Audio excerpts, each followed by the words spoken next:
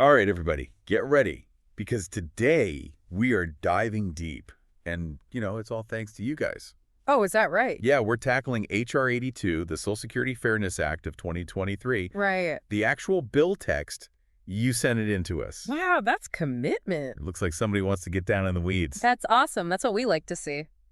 This bill has been making some waves, and Yeah, for a good for reason. good reason.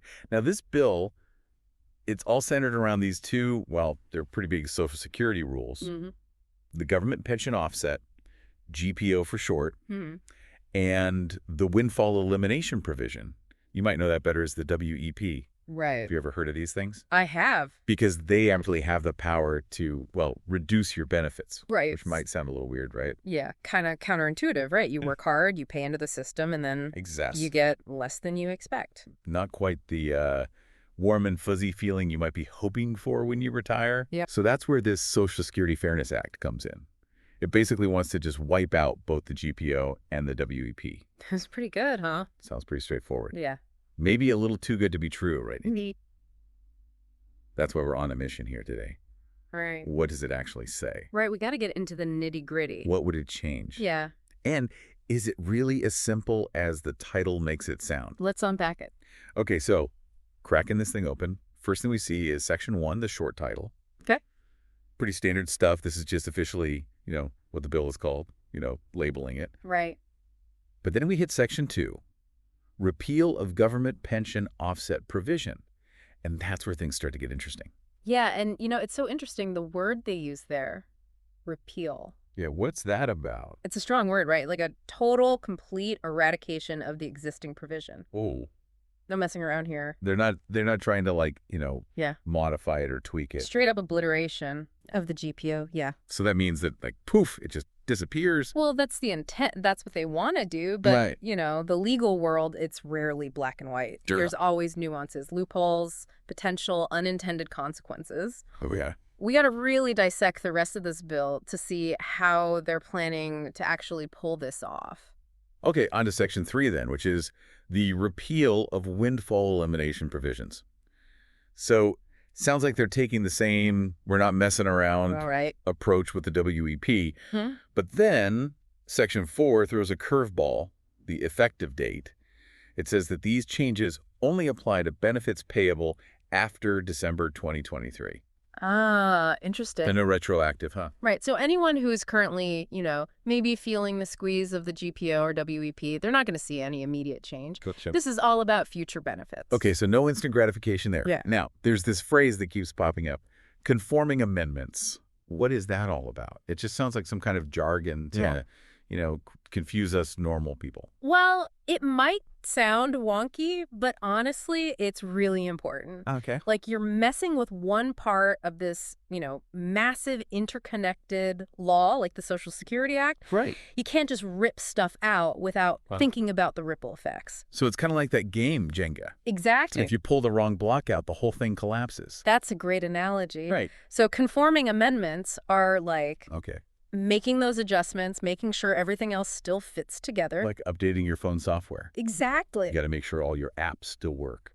Right. So you're not just hitting delete on the GPO and the WEP, it's making sure that the rest of the Social Security Act can function without them. Okay, so it's like a domino effect. Yeah. So then it's not just about getting rid of the GPO and WEP. It's about making sure that the whole system can still work without them. Exactly. And that's where the details come in.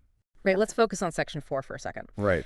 It tells the Commissioner of Social Security to adjust the primary insurance amounts to account for, getting rid of the WEBP. Mm.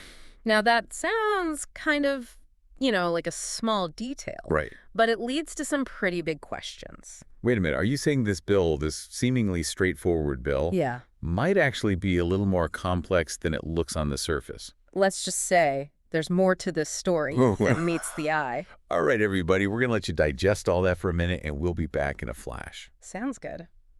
All right, so let's dig into these ripple effects a little bit. Okay. Because, that leads us to the big question, who's impacted by the GPO and the WEP? Right. And how, Okay, give it to me straight. Who are we talking about here? we're mainly talking about people who have dedicated their careers to public service. Okay. So, teachers, firefighters, police officers, those Hmm. those everyday heroes, right? Right. But here's the thing. Yeah. If they didn't pay into Social Security Right. for those jobs, why would they expect to get benefits? Right. So that's where this whole like double dipping thing comes in, which is kind of a misnomer, if you ask me. Really? Because imagine someone worked as a teacher, right, for years, paying into a pension system, Okay. and then later they switch to a private sector job Okay. where they pay into Social Security. Right. The GPO and WEP were kind of meant to like prevent people from getting, full benefits from both systems, Right. guarding against like taking advantage, I see. I see. So it's not that they're getting something for nothing. Right. It's about making sure they don't get like way more than someone who only paid into Social Security. Gotcha. Gotcha. So they did contribute to Social Security, but their benefits are being Right. penalized because they worked in public service. That's the fairness argument. Wait, That's oh. fueling this whole Social Security Fairness Act. Right. People are saying, hey, this is not fair. These people dedicated their lives to serving our communities. Right. It's like we're punishing them for choosing these jobs. It really makes you think about the reasons why they had those original provisions. It's, Was it really about double dipping or was it something else? who knows? But, okay, so let's flip the script for a second. Okay. Are there downsides to repealing the GPO and the WEP? Oh, yeah, for sure. Some critics say that doing this could, hurt Social Security's financial stability in the long run. Oh, okay. Remember, it's funded by payroll taxes, right? Right. So if more people become eligible for full benefits without those offsets, Yeah. it could really increase the overall cost of the program. So it's this balance. Right, it is. We want to be fair to these public servants, but we also got to think about the whole system. Right, exactly. You got to look at the big picture. And it brings us back to those conforming amendments. Yeah. So if the GPO and WEP go away, what kind of adjustments do we have to make to keep Social Security running smoothly? Right, and that's the million-dollar question. Yeah. And it can get kind of complicated. Remember how Section 4 tells the commissioner to, adjust the primary insurance amounts? Yeah. Well, those adjustments, that's going to take some serious number crunching. I'm going to make sure the whole system can absorb these changes. It sounds like a lot of work. It's a huge task. But, these are just some of the potential impacts, like the tip of the iceberg. Right. To really get it, you got to look at everything. The stories, the economics, the policy, it's all connected. Right. So, listener, we've given you a peek behind the curtain Yes. of the Social Security Fairness Act. Yeah. But our journey doesn't stop here. Keep going. Now it's your turn It's up to you. to really dive in, Explore. explore. It's a lot to think about, right?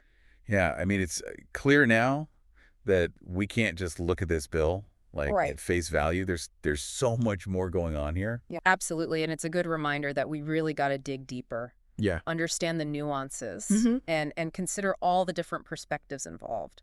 Okay, so speaking of digging deeper, Yeah. where can our listeners go if they want to learn more? Well, the Social Security Administration's website, that's always a good starting point. Tons of info on the GPO and WEP, and they usually have projections on, the long-term health of the Social Security trust funds. Right. So it's good to get that official perspective. Yeah. Don't forget about, independent organizations Right. like Center on Budget and Policy Priorities Right. or the American Enterprise Institute. Yeah. Those guys, they do these deep dives into policy proposals They do. from different angles. Yes. Which is really helpful for, getting a more complete picture. Exactly. It's like getting that 360-degree view. Exactly. And of course, reliable news sources, Yeah. Read articles from a bunch of different outlets, especially those that have different perspectives. Different viewpoints on the bill. Very important. Yeah. So you can kind of compare and contrast.